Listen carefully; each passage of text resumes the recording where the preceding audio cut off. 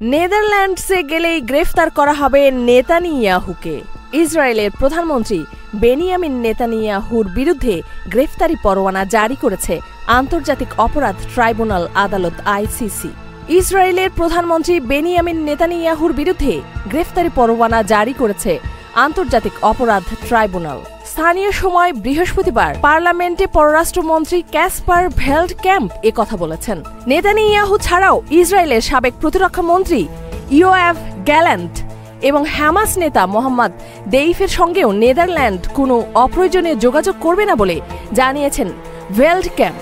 তিনি বলেন, Netherland Rome সংবিধির সঙ্গেই থাকবে। আন্তর্জাতিক অপরাধ আদালতের রোম সংবিধি হল একটি চুক্তি। এটি 1998 সালের 17 জুলাই ইতালির রোমে একটি কূটনৈতিক সম্মেলনে গৃহীত হয়। এটি 2002 সালের 1 জুলাই পর্যন্ত কার্যকর হয়। 2024 সালের ফেব্রুয়ারি পর্যন্ত 124টি দেশ এই চুক্তির অংশ। কারো বিরুদ্ধে আন্তর্জাতিক অপরাধ আদালতের গ্রেফতারি পরোয়ানা থাকলে এসব দেশ তাদের গ্রেফতার করতে পারবে। নেতানিয়াহুর নেদারল্যান্ড সফরের কোনো পরিকল্পনা না থাকলেও ডাচ পররাষ্ট্রমন্ত্রী শীঘ্রই মধ্যপ্রাচ্য সফর করবেন। ইফাত আরা খান, ডেস্ক রিপোর্ট, এই সময় টিভি, ঢাকা।